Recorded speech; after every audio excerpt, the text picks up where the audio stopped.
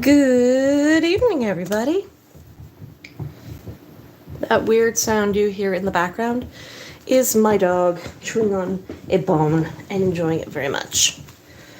Today we're not going to do crafting. We're going to do a little bit something different. When I was really young, the local high school came out with these books. Matter of Mystery, Matter of Mayhem, Malay. It's just, these are all local stories of, all the bad things that can happen and have happened in my area. I don't know if I have all the books.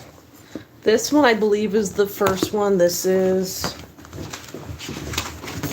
1992. And the last one, I believe, is 1997. So they do span a few years. And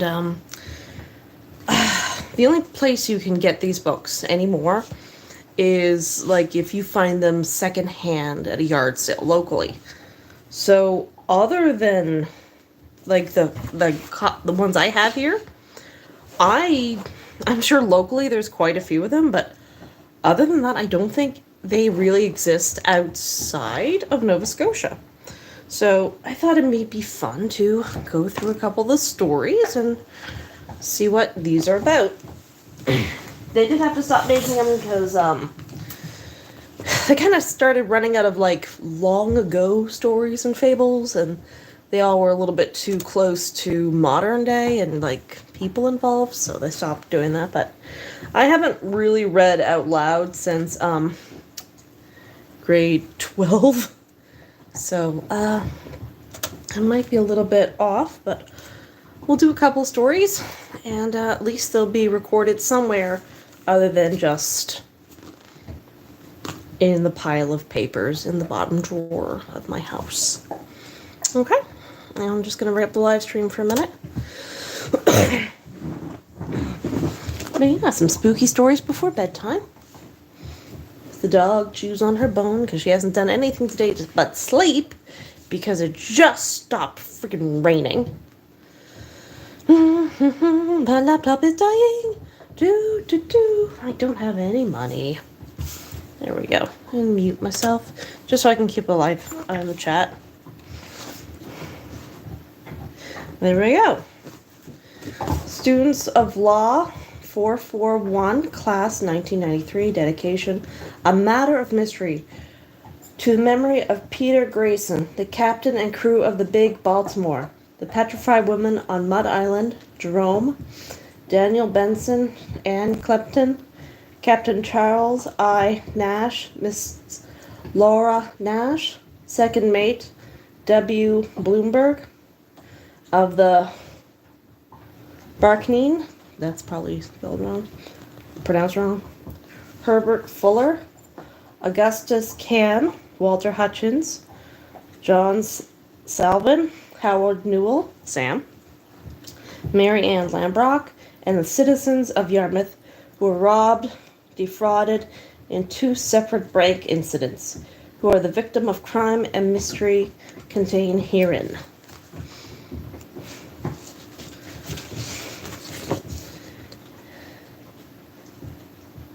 I'll let you read that if you want to read it.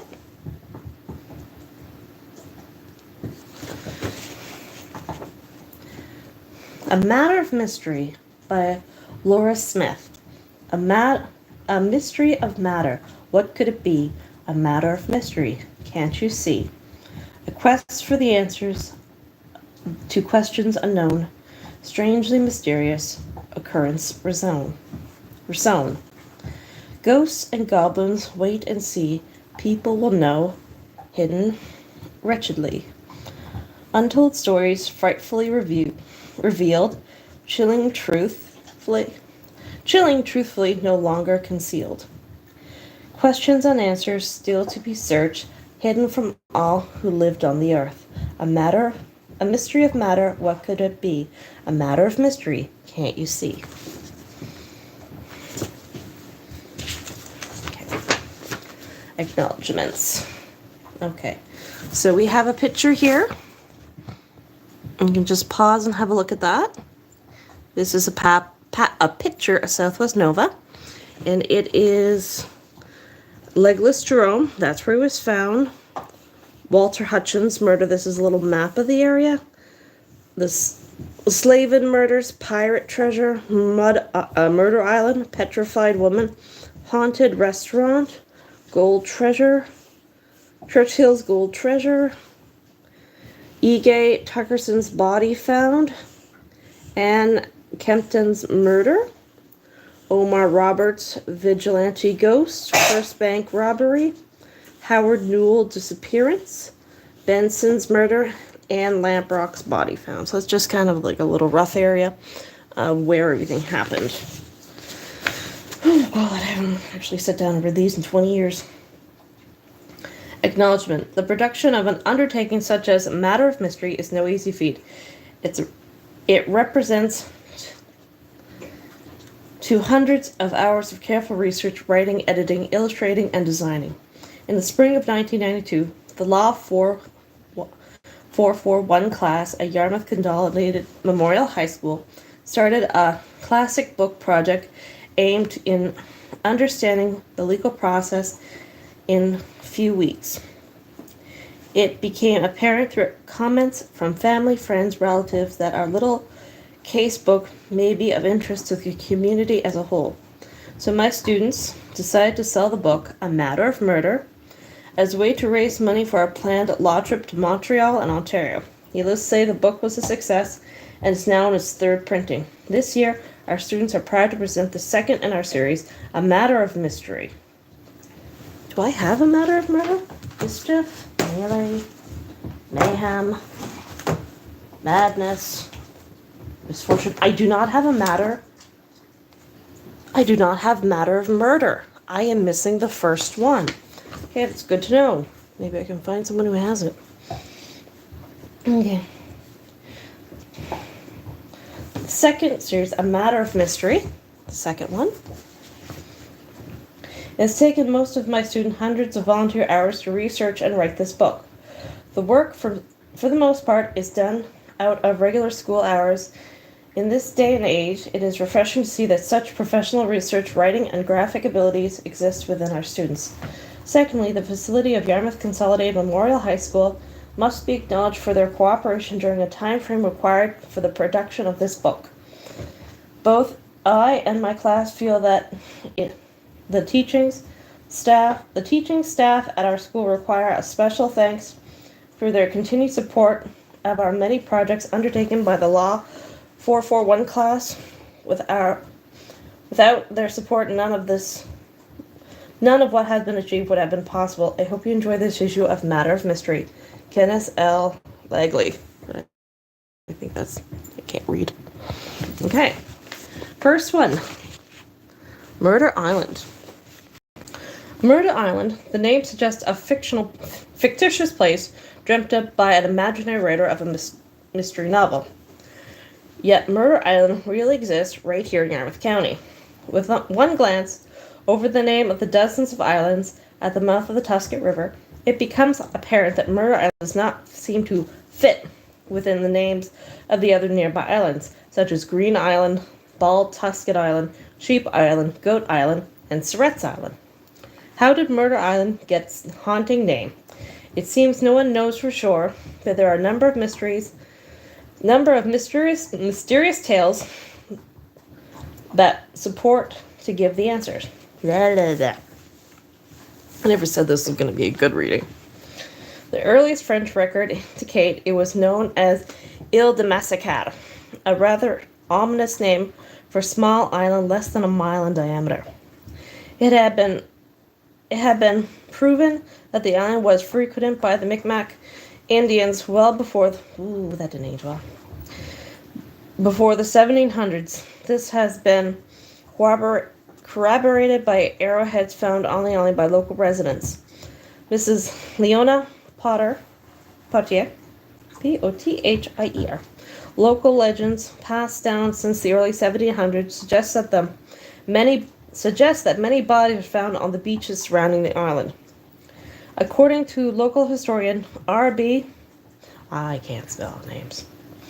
Bellevue interviewed in late 1960s the skeleton remains of more than 1,000 bodies were seen beached on the shores of Murder Island at the time of Yarmouth settlement in 1761.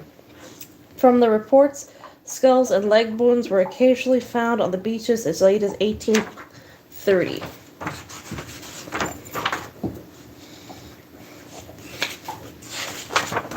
Ooh, here we go.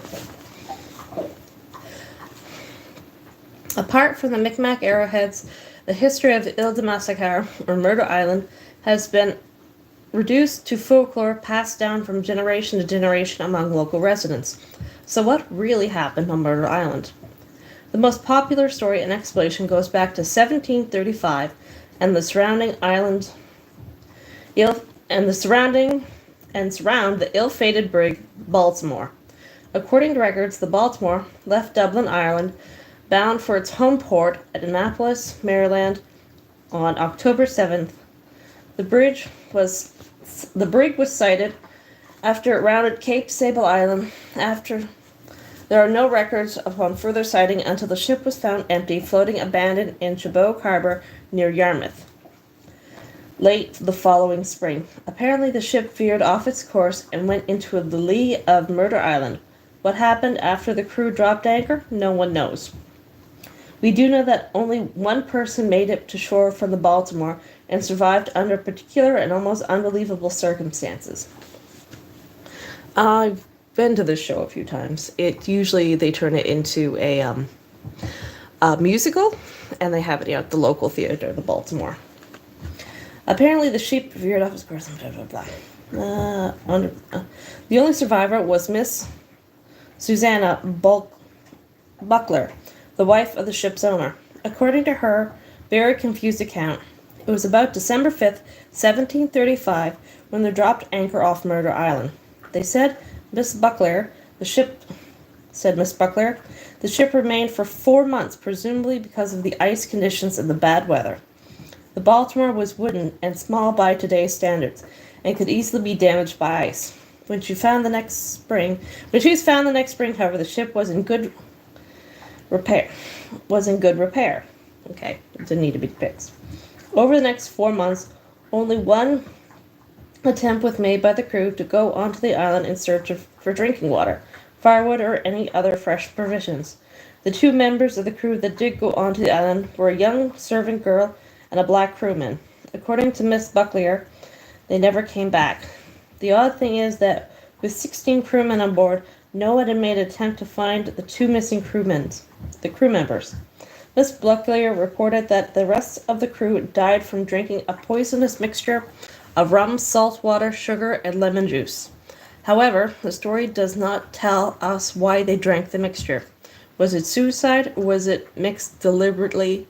Was the mixture deliberately served?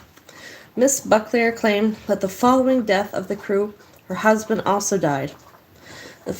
Claimed that the death of her crew, her husband also died on March 30th, 1736. 5 days later, several Micmac boarded the Baltimore. She claimed that they stripped the vessel, taking the sails, guns, cargo, and silver worth more than 12,000 English pounds. That was a tidy sum in those days. Next, the Indians forced Miss Buckler to go along with them.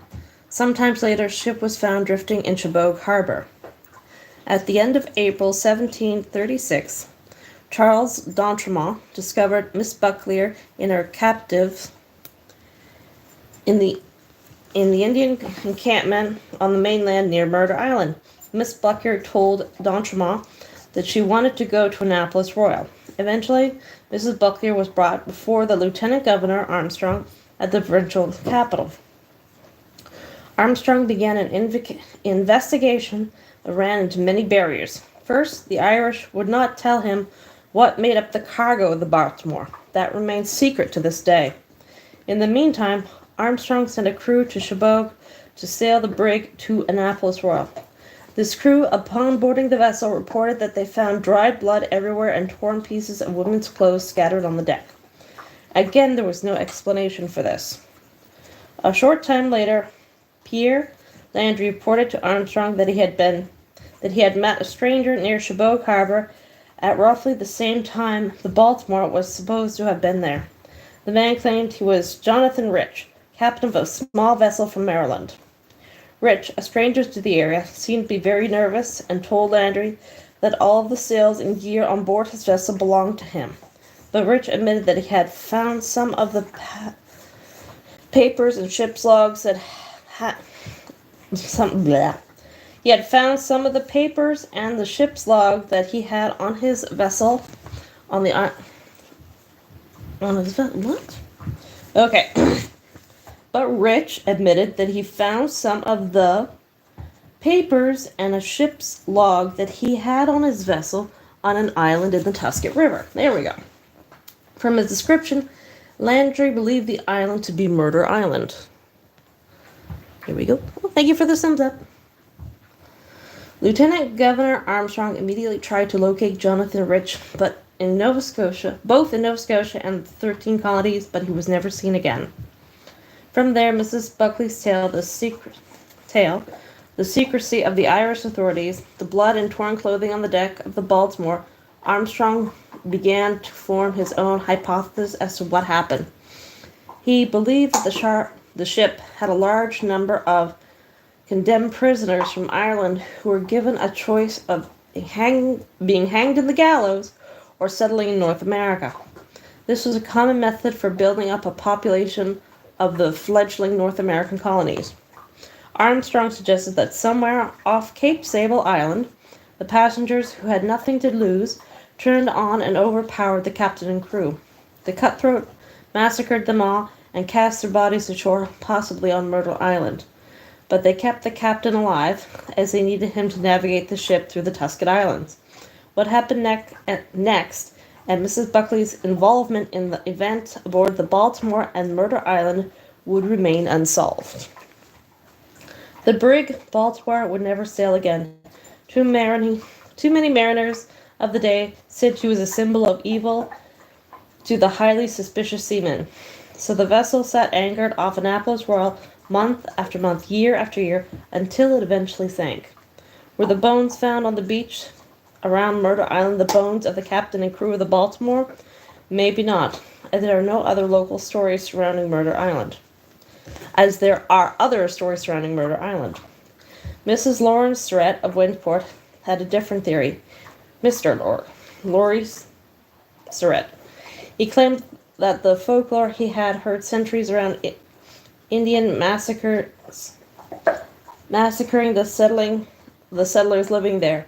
The problem with this theory is that there is no record of any major settlement being massacred during this time frame, and the islands are really small. No one would fit there. Betty Smith, a resident of Widgeport, claimed that the last person with contacts to Murder Island was a man who had lived and worked around the Tusket River area all of his life, named Baramy LeBlanc. Smith claimed that LeBlanc was afraid to stay on the island alone. He would, when his son Lester was not with him, row out to Widgeport and pick up someone who would stay with him. One of these people was a brother of Betty Smith, who is now dead. Betty Smith said that while she was growing up, she would hear local folklore claiming that Indians were driven to this island and slaughtered. Why was this? Well, an interesting theory could center around two possibilities. First, the Micmacs were at war with the Iroquois? I cannot pronounce that properly. Who would occasionally strike Micmac settlements along the south shore.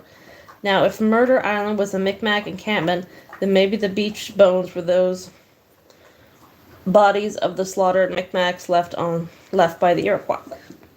Iroquois. I don't know how to pronounce that properly. A second theory centers around the number of bodies. Local legend states that more than 1,000 bodies littered the shores of Murder Island. It was as if they were dumped on an island. By who? Question mark. We know that between 1500 and 1700, a massive building project was underway in Nova Scotia. This project, according to modern-day engineers and historians, would have involved more than 1,000 workers. After the project was complete, because of the secrecy of the location, it seemed possible that Murder Island may have come to the may have become the resting place of the murder workers who labored so hard to build a massive underground complex at Oak Island. Ah, Oak Island. Who to believe? The story is true. Who knows? We know one thing for sure, that Murder Island got its name from the French Il Massacre. Something bloody happened on the island centuries ago. Whether or not the Baltimore was involved is unknown. This mystery may never be solved. Written by Laura Smith. Typed by Laura and Jeremy Dulong. Edited by Marcus Webster. Alright. How long is the next one? That's just a page. So we'll do the next one, and then I might take a break because I'm not used to reading out loud. But it's a start on getting these recorded, at least online. The Fate of the Yankee Pedlar. It was the later part of the 18th century, around the time of the War of Independence. Traveling in New England was as difficult then. Traveling in New England was as difficult then, but when peddler Peter Grayson reached Boston, the bustle and excitement of the city filled his mind with wonder and delight. He did not lose sight of his objective, however, and after searching about the wharves for a few days, he took passage on board a fishing vessel bound for the Banks. The captain promised to land him somewhere on the coast of Nova Scotia. The Banks are known as the Grand Banks. They are a ocean shelf off of Nova Scotia, and they are some of the richest fishing grounds in the world. Okay, so when they say the banks, they're talking about the Grand Banks, Green Bank, Brown Bank, all the banks. Okay, if you don't know, it's not an act like a bank, like where you put money. Anyway, okay. The vessel had fair winds, and in 2 days made land. Peter was put ashore at Barrington on the south shore of Nova Scotia. The court site offered little to capture his imagination, but he found the people were kind-hearted and hospitable, and he soon disposed of his wares at a fair price. From Barrington he took passage on board a vessel bound for Yarmouth. The town was still very small, and the houses built almost entirely on the main street, on line with the harbor. The foreign trade was principally confined to the West Indies, but the people possessed that spirit of enterprise which had set its ships abroad to every port in the world. The young peddler found a ready sale for many of his goods, and was calculating upon a speedy return to his home. But one day, while standing in the streets talking with a man with whom he had become acquainted, a group of people passed by who attracted his attention. They were dressed differently from the others who had seen his travels, and their frequent use of gestures and other odd ways showed that they belonged to another race of people. Getting racist again. He asked who they were. I was told they were Frenchmen, their descendants of the first settlers, and that they lived at Eelbrook, a few miles east of town. Peter became possessed with an intense desire to visit the settlement from which these people had come. Getting full direction with regard to the road he was able to take, he left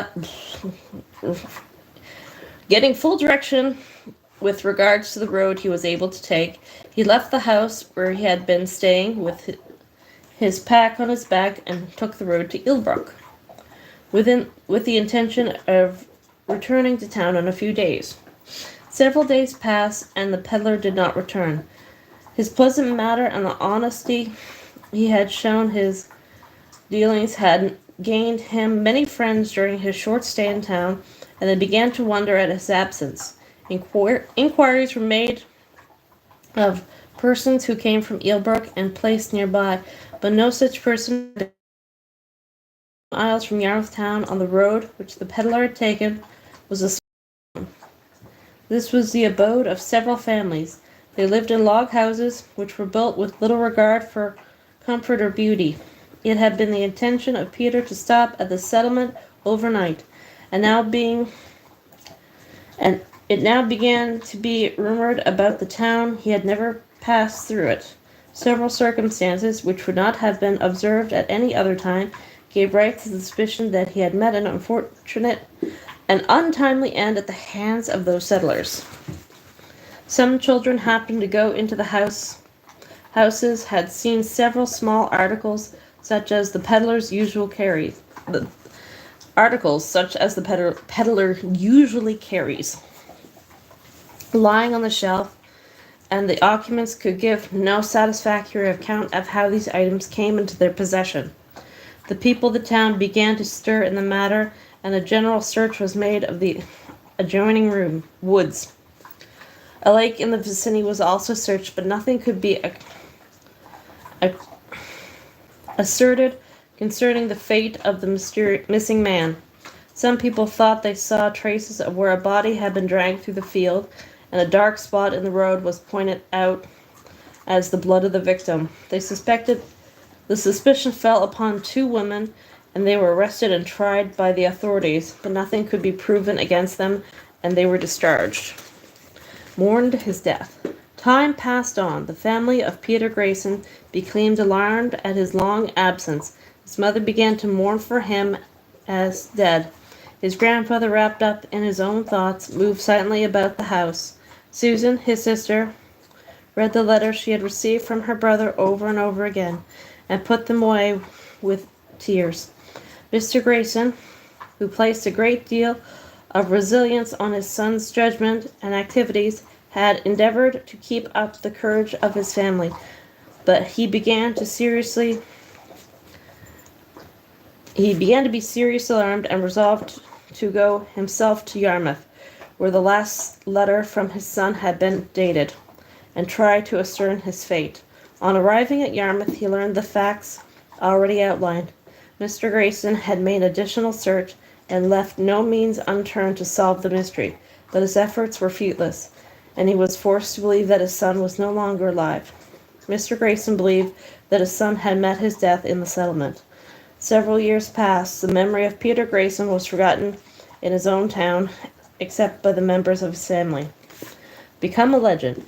The story of the missing peddler had become one of the legends of Yarmouth, and was reported to the listening children gathered around for winter evenings and fires, when an event occurred which brought it fresh before the minds of the Yarmouthians. One cool winter afternoon, in the middle of driving snow, a knock sled was seen crawling through the main streets of Yarmouth. A few old bed quilts lay in a heap on the sled, from beneath which an occasional groan was heard. The driver urged his oxen through the storm, which was fast rendering the roads impassable. It was nearly dark when he had reached the corner of Argyle Street in south end of town. Stopping his oxen in the street, the driver went up to the door of a house occupied by the overseer of the poor and rapped loudly. The summons was soon answered, and a hurried consultation was held between the driver and the overseer. Returning to the road, the teamster again started his oxen. Then sudden movement of the sleigh caught its occupant to utter a sharp cry of pain, followed by a succession of low groans. The sled turned up the street and stopped before an old house. The teamster rapped with his whip handle on the door, which soon opened. He delivered his errand, and then proceeded to lift off the sled. He was assessed by some of the occupants of the house. They took their burden into the house and laid him on a bed with the quilts were removed. When the quilts were removed, she proved to be an old woman, apparently in the agony of death.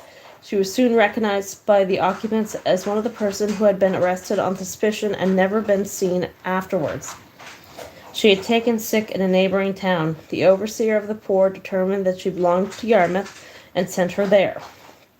As soon as the news spread that old Mary was dying, several persons hastened to the house in which the expectation that the fate of the missing peddler would now be disclosed.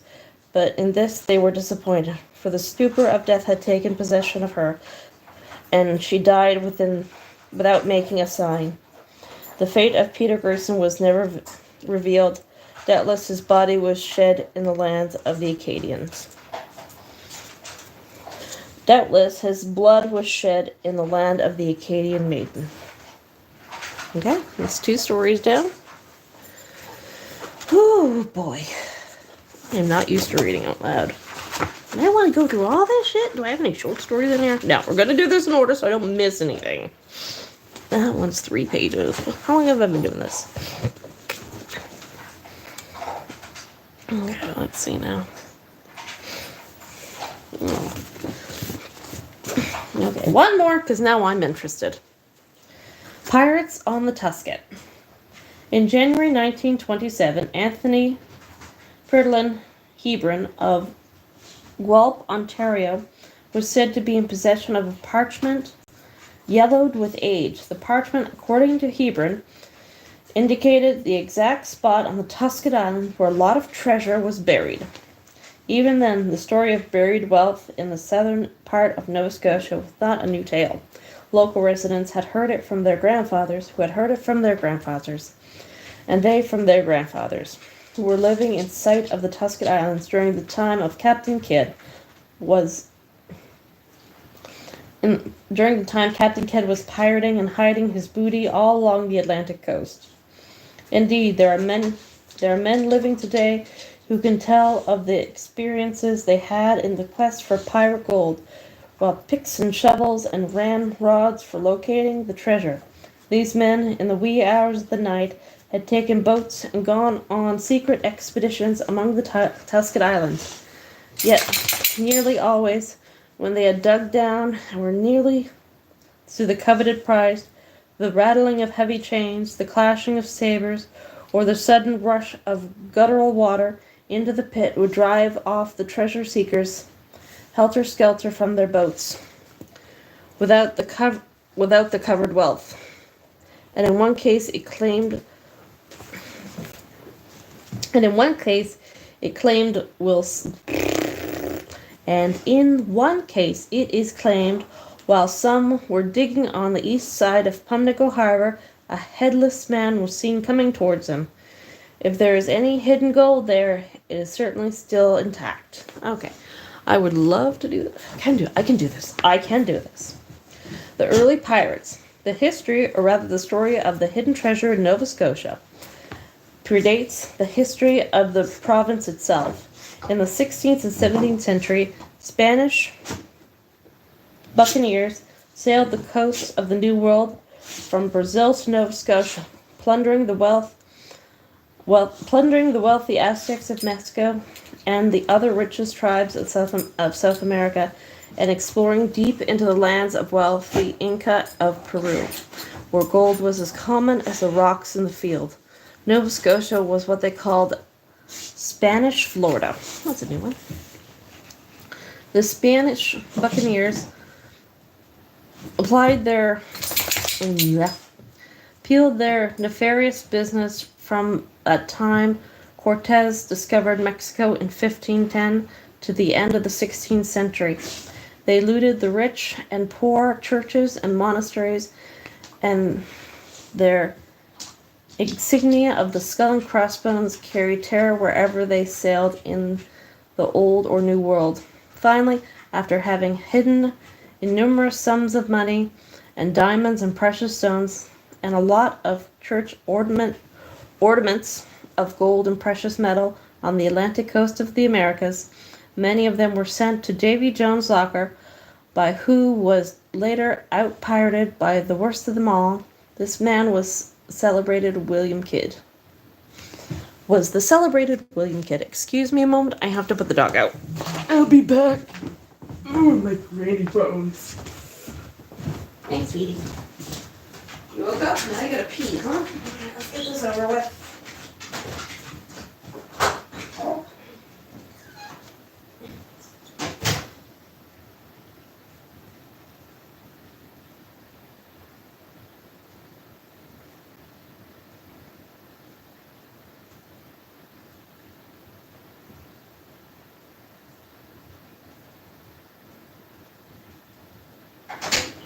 La la la la.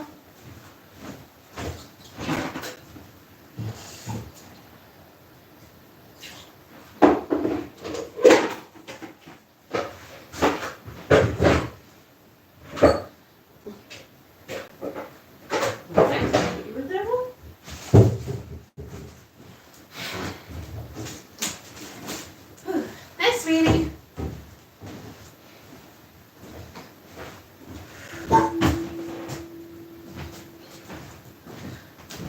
I'll be back as soon as I put the dog out.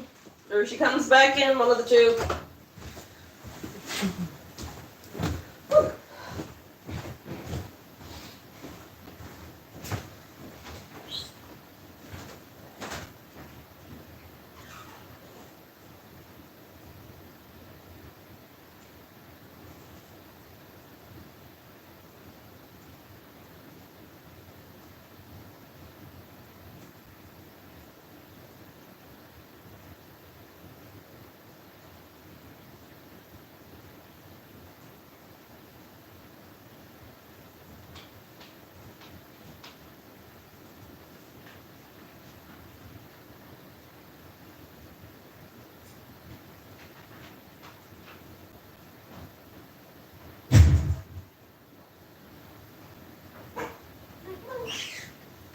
Everybody in the house.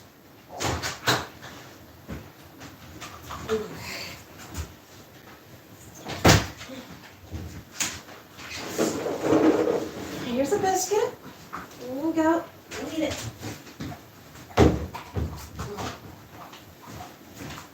No. Chill.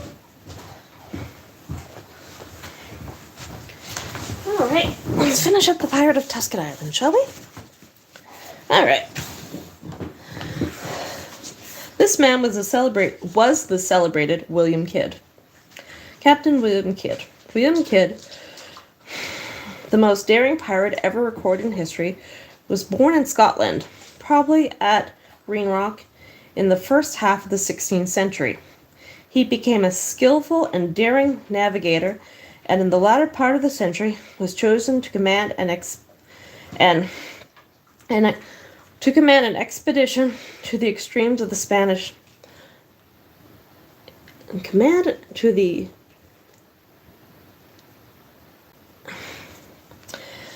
it's the wording I can't quite get. Was chosen to command an expedition to exterminate the Spanish pirates. Okay.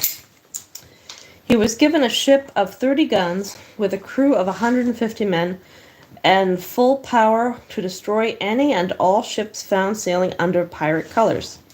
It was not long before he found the business of pirating so alluring that he became the master of all of them. His ship was called the Adventurer, and among his crew were a number of criminals as vicious as they could be found anywhere in the world. It was second nature to them to rob and murder.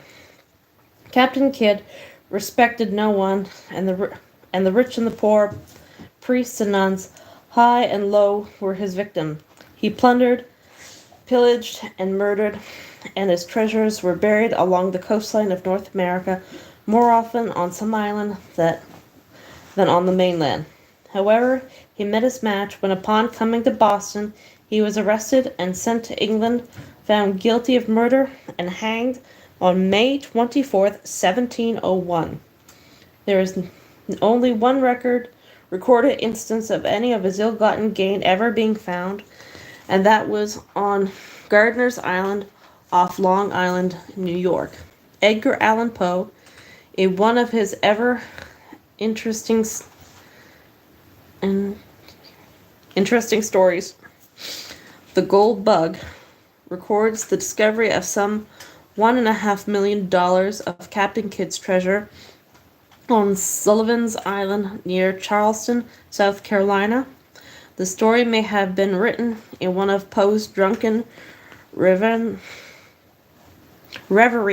or may have been based in fact. That doesn't help. Safe haven for ships. Tusket Bay extends from Cape Sable Island to Jebogue Point, and it includes the Seal Islands and at least 350 other various sizes. Islands. This bay, with its innumerable islands, one good harbor, and large river, offers a safe haven for pirates and buccaneers in the golden times. That these nefarious invaders, cutthroats, and murderers often visited these waters have been arrested, attested to by the Acadians who lived in Pamlico in those days, and it is from them related from one generation to another that we are able to give this bit of history. There were other pirates in these waters besides buccaneers of Spain and Captain Kidd. During the American Revolution and the War of 1812, there were many so-called American privateers who, while not committing murder, would rob and plunder under their pretext that the goods were contraband. They appeared in Tusket Bay and Pamlico Harbor on many occasions, but there are no written records that they left any hidden treasure behind. Turning the tables. Benoni d'Entremont was one of the victims who was robbed by them, and according to the tradition of his family, he turned the tables on them and captured the robbers who had robbed him. In 1778, while Captain d'Entremont was returning from St. Pierre-Miquelon with a valued cargo in his schooner, Bonaventure, he was captured off Ragged Island by these privateers, who took his vessel and threw Captain d'Entremont and his crew overboard with the exception of Kidley, the pilot. D'Entremont and his men swam ashore with the help of a brother of the pilot. They took a boat and, muffling the oars, rowed to the vessel.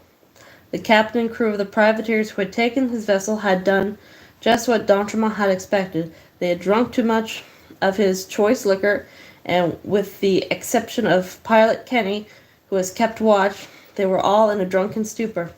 They were brought ashore and given 1/2 hour to disperse, which they did, taking to the woods. I suppose it. Looting the stash. How much hidden wealth there may be on the islands in Tusket Bay or around Pamlico Harbor will likely never be known, but it is a fact that there was some money and silverware hidden there and dug up later, and in one case, the sum of 1,004 pieces of French money carried away. In April 1756, by order of the governor, Lawrence, Major Jedediah Preble made a raid on the Acadians of Pamlico, who were pursuing the fishing industry at Barcelo in Barrington Bay. He carried off 72 people to Boston after burning 44 buildings and destroying everything. He was told that there were a few persons left at Pamlico, but he did not have time to go there. Those from Baccaro, I don't think I've seen that word in a while, who escaped to the woods soon brought the news of the raid to home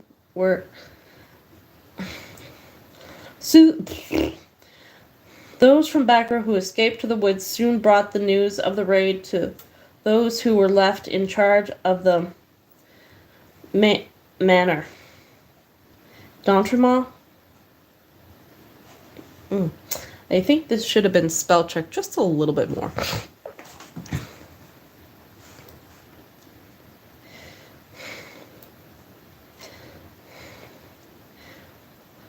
Okay. The news of the raid to those who were left in charge of the manor. The manor was called D'Entremont, which was located on the eastern side of Pamlico Harbor. Realizing the other raids would follow, the Acadians took all their money and valuable dishes and ornaments brought from France and hid them, some on Tusket Islands and some around Pamlico.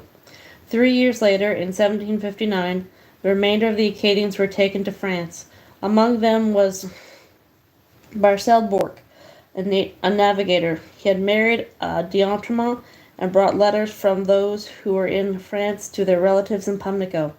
In the spring of 1772, when Captain Boudreau left France, he carried a letter sealed with wax and addressed to Monsieur Minon d'Entremont. This letter gave directions for location to a certain sum of money that they had hidden on one of the islands in the bay before they were taken to France. Minon d'Entremont was one of those who had been taken to Boston and who had returned to Pimlico in 1766. It would seem Captain Basil Boudreau opened the letter, dug up the money, and then delivered the letter to d'Entremont.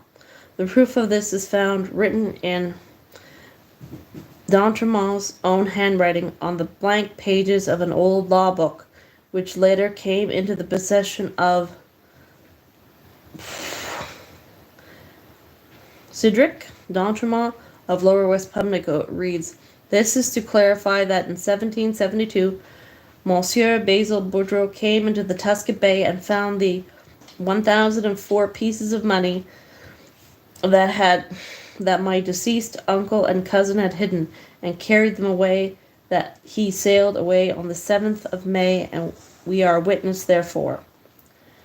That there is still a great deal more money and silver dishes and ornament hidden somewhere within the Tusket Bay, there can be no doubt, because many of those who had been carried to France had died in the meantime and left no direction as where they had hidden the money and valuables. The original document is written by a well-known Pimlico historian the late H. Theodore d'Entremont. This version was edited and typed by Stephanie Wood." Okay, I think that's all because I obviously can't read. But yeah, we are going to do The Ghosts of Yarmouth Vengeance House next. Hopefully I'll be a little bit better at this by tomorrow. The first bank robbery. Jerome is going to be interesting. That always has new updates on it. Oh, poor thing. Alright, so yeah.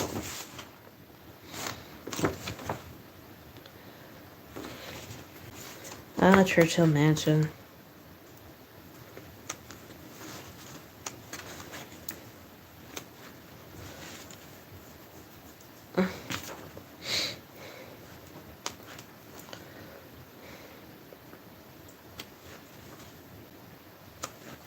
This was all like researched and done before like computers were really a thing. So these people had to go like through like the old books and the old newspapers and ask people. So all right. Well, we got 3 stories down out of this book. There's still quite a few more to go, and we still have 1, 2, 3, 4, 5. I'm gonna see if anybody has the first book, The Matter of Murder, because apparently I don't have it in my collection. I'm really pretty disappointed about that. Maybe somebody else has it. I could read it and then give it back to them. But all right, that's it from Matter of Mystery. The first 3 stories, kind of. But anyway, thanks for stopping by, and you have a good night, guys. Ugh.